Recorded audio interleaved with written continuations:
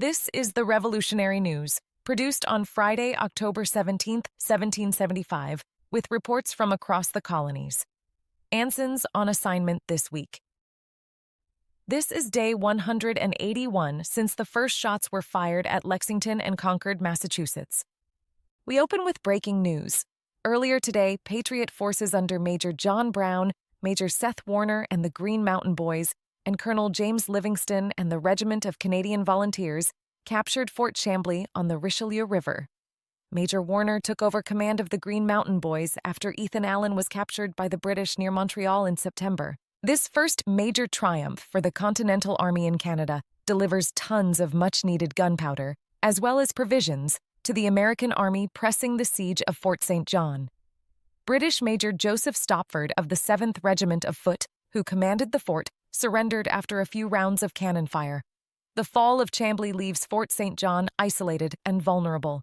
Patriot officers believe its surrender is now only a matter of time. Since early September, Continental troops under General Richard Montgomery have surrounded Fort St. John, the main British post guarding the route to Montreal.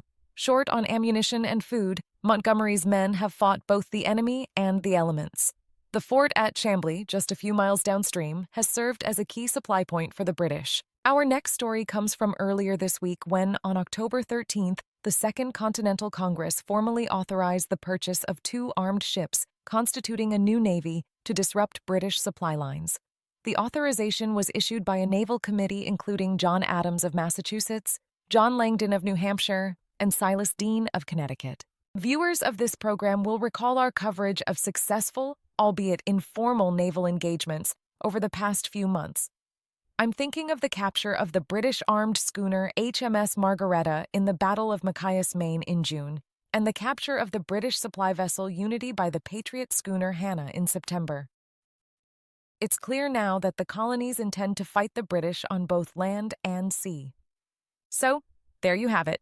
The news of the week ended October 17, 1775. Subscribe for free to this YouTube channel and follow the revolution. See you next Friday.